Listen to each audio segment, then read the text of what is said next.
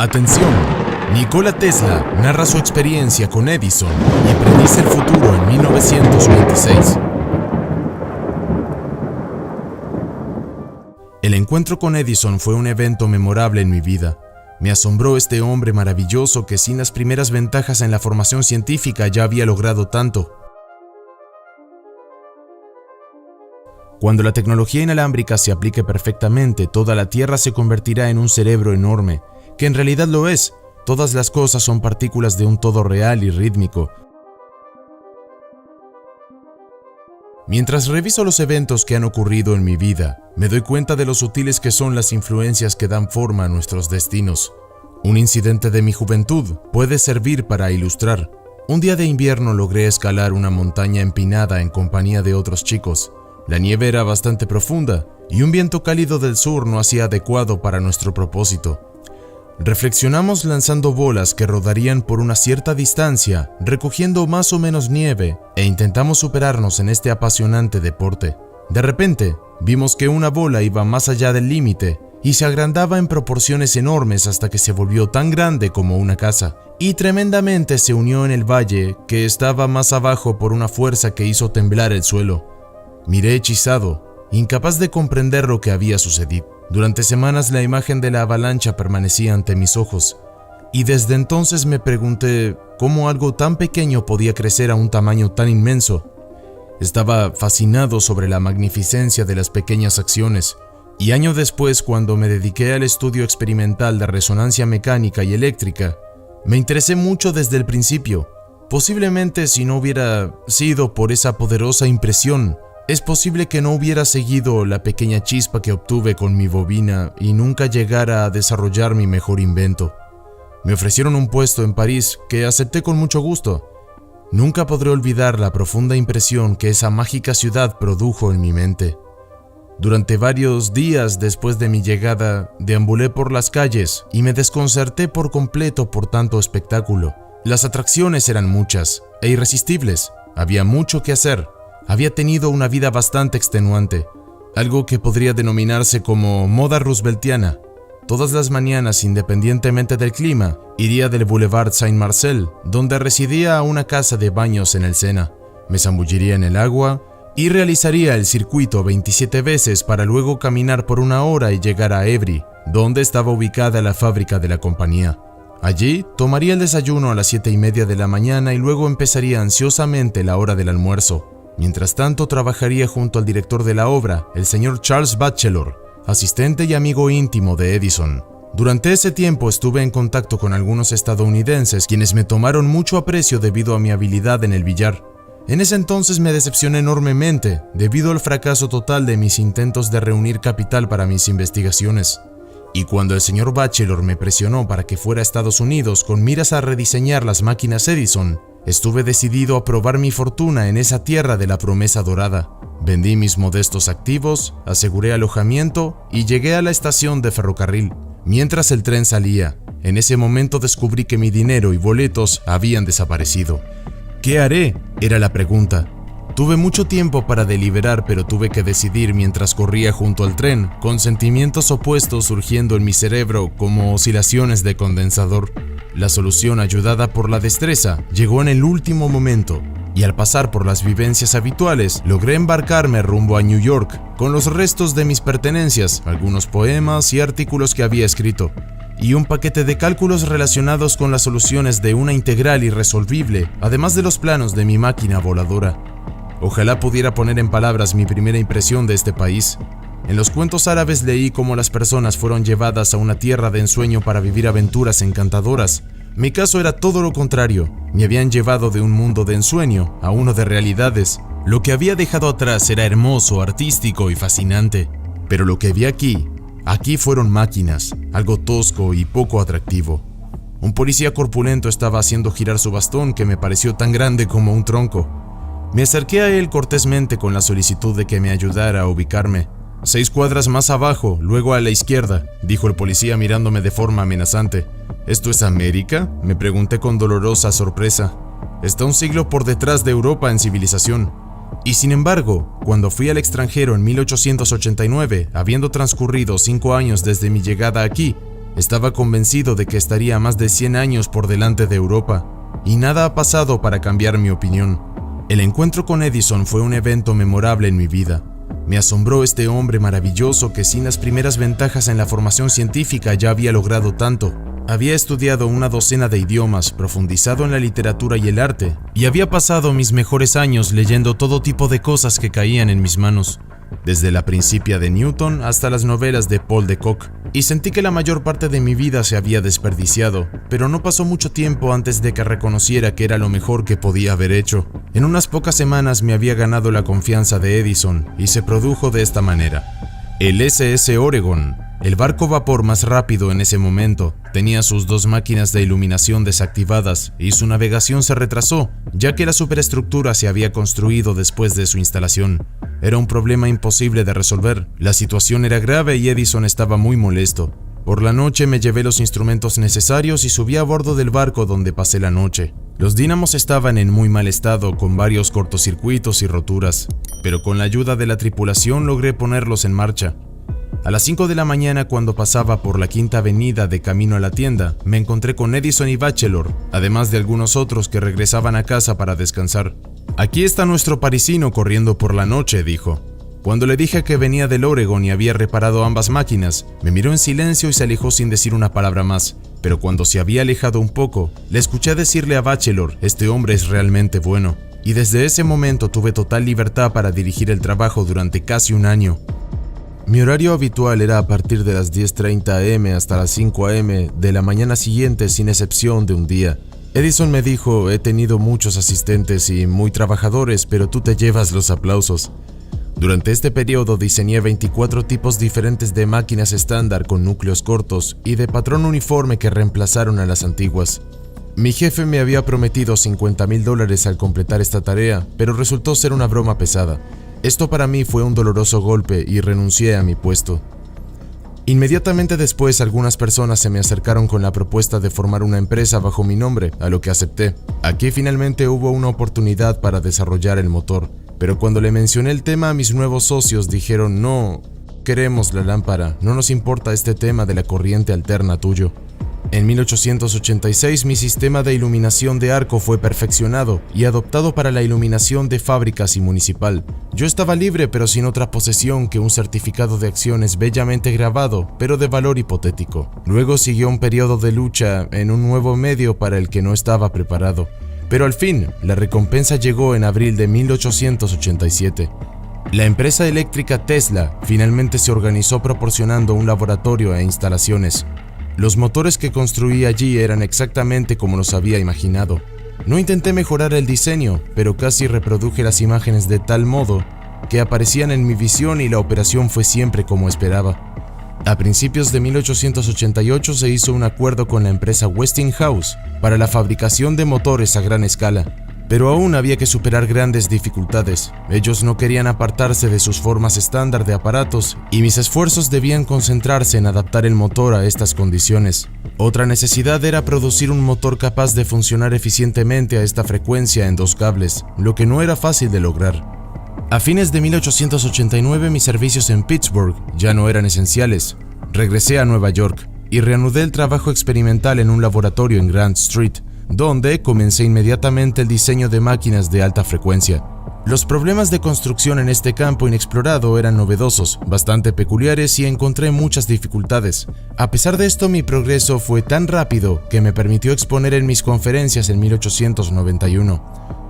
Eso fue una bobina que producía chispas de 5 pulgadas. Fue en aquel entonces desde mi anuncio inicial de la invención y ha llegado a ser de uso universal. Y provocó una revolución mayor en muchos campos, pero aún así un futuro mayor le aguardaba. Cuando en 1900 obtuve descargas poderosas de 100 pies y envié una corriente alrededor del globo, me acordé de la primera chispa que observé en mi laboratorio de Grant Street. Me emocioné al recordar esas sensaciones al descubrir el campo magnético giratorio. En uno de estos bocetos biográficos me he referido a las circunstancias de mi vida temprana y hablé de una aflicción que me obligó a un ejercicio incesante de imaginación y autoobservación. Esta actividad mental, al principio involuntaria, bajo la presión de la enfermedad y el sufrimiento, gradualmente se convirtió en una segunda naturaleza. Y finalmente me llevó a darme cuenta de que no era más que un autómata desprovisto de libre albedrío en pensamiento, acción y meramente receptivo a las fuerzas del entorno. Nuestros cuerpos tienen una estructura tan compleja, los movimientos que realizamos son tan numerosos e involucrados, y las impresiones externas en nuestros órganos de los sentidos son tan delicadas y elusivas que es difícil para la persona promedio comprender este hecho.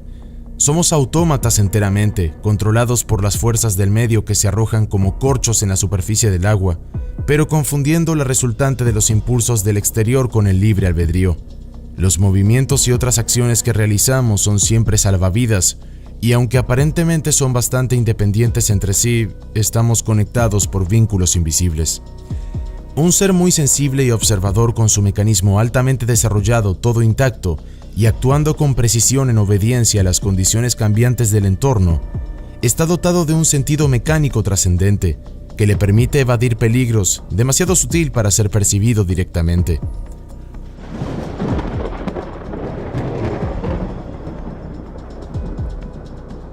La vida de la abeja reina será el futuro de nuestra raza, decía Nikola Tesla. Vendrá un nuevo orden de género con la mujer como superior. La comunicación se hará instantáneamente con un simple equipo de bolsillo. Los aviones viajarán por los cielos sin tripulación, conducidos y guiados por radio. Se transmitirá una enorme potencia a grandes distancias sin cables. Los terremotos pronto serán cada vez más frecuentes. Las zonas templadas se volverán frías o tórridas. Y algunos de estos impresionantes desarrollos, dice Tesla, no están tan lejos. A los 68 años, Nikola Tesla se sienta tranquilamente en su estudio, revisando al mundo que ha ayudado a cambiar previendo otros cambios que deben venir en el avance de la raza humana. Desde el inicio del sistema inalámbrico, Tesla dice: vi que este nuevo arte de la electricidad aplicada sería de mayor beneficio para la raza humana que cualquier otro descubrimiento científico, pues prácticamente elimina la distancia. La mayoría de los males que padece la humanidad se deben a la inmensa extensión del globo terrestre y a la incapacidad de los individuos y las naciones para entrar en contacto cercano. La tecnología inalámbrica logrará un contacto más cercano a través de la transmisión de inteligencia. Podremos transportarnos a nosotros mismos, así como materiales y energía. Cuando la tecnología inalámbrica se aplique perfectamente, toda la Tierra se convertirá en un cerebro enorme, que en realidad lo es. Todas las cosas son partículas de un todo real y rítmico. Seremos capaces de comunicarnos entre nosotros instantáneamente, independientemente de la distancia. Y no solo eso, sino que a través de la televisión y los teléfonos nos veremos y escucharemos unos a otros tan perfectamente como si estuviéramos cara a cara a pesar de distancias intermedias de miles y miles de millas. Y los instrumentos a través de los cuales podremos hacer esto serán asombrosamente simples en comparación con nuestro teléfono actual. Una persona podrá llevar uno en su bolsillo. Tesla predijo grandes cambios en nuestra vida diaria.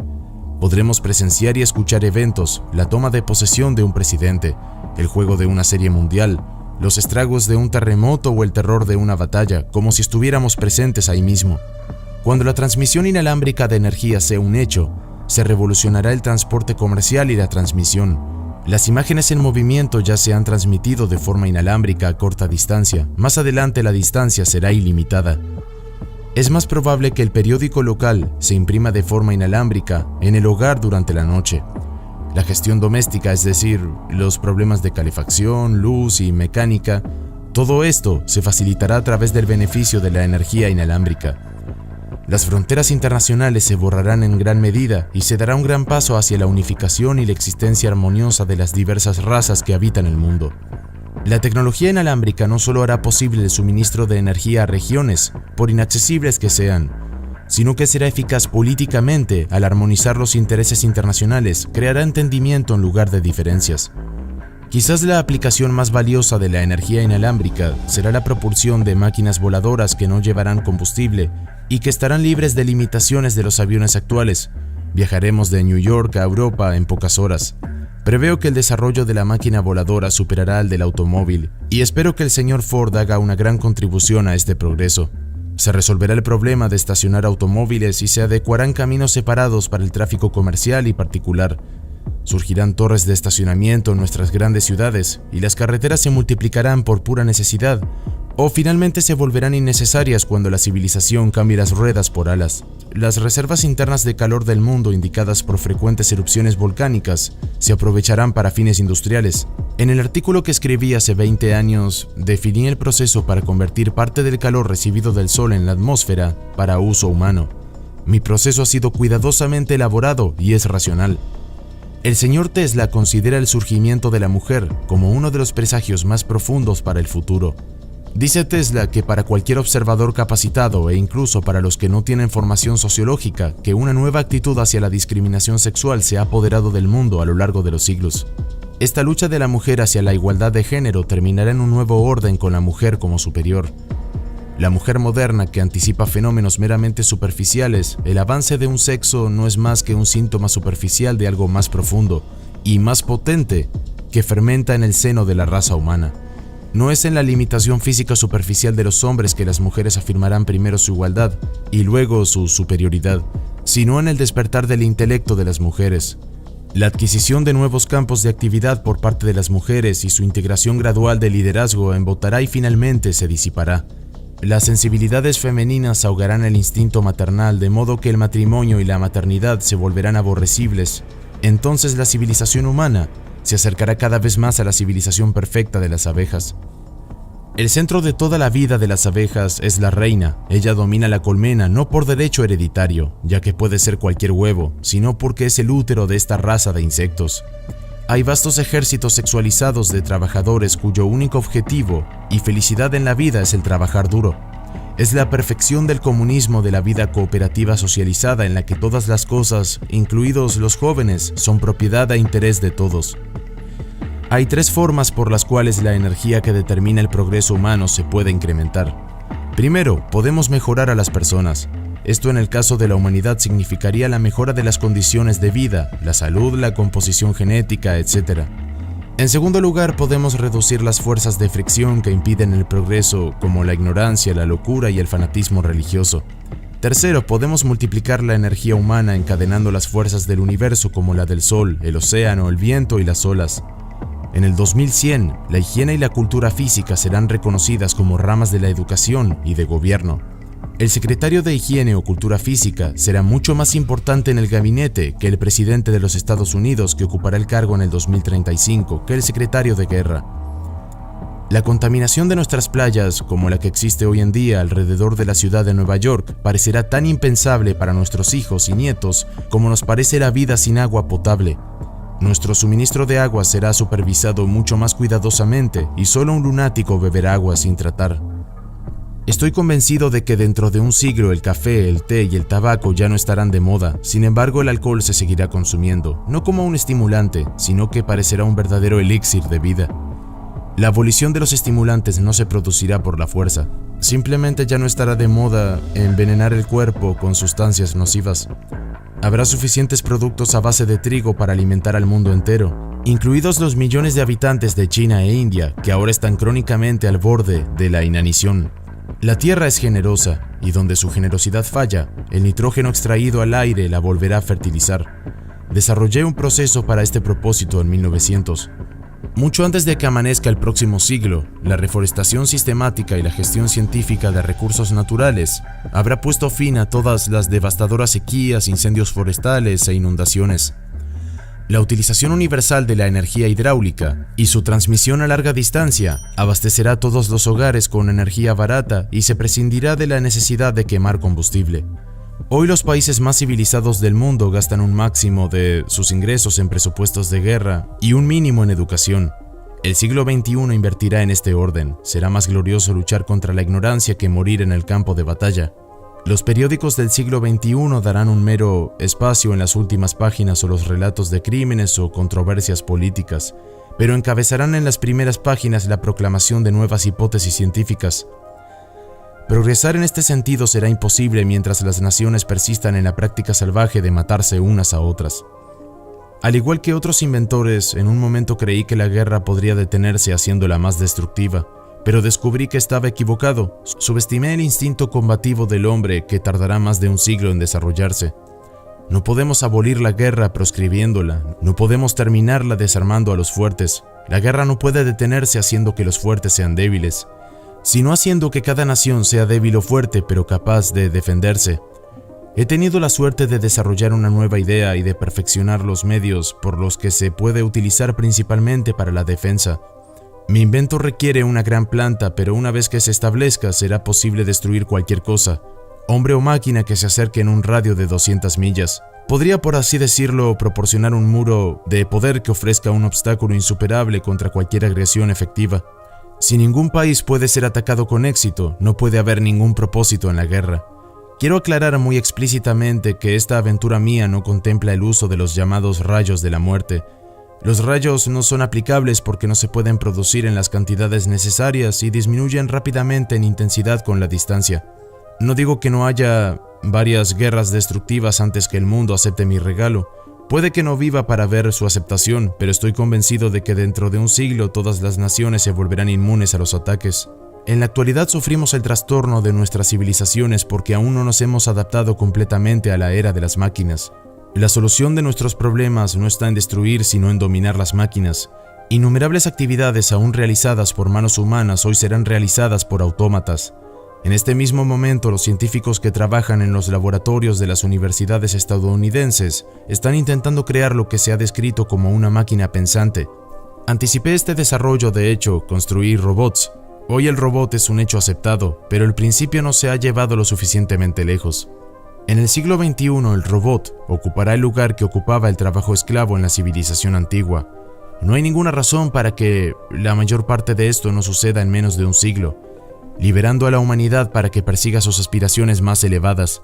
Y a menos que la atención de la humanidad sea desviada violentamente por guerras externas y revoluciones internas, no hay razón para que el milenio eléctrico no comience en unas pocas décadas.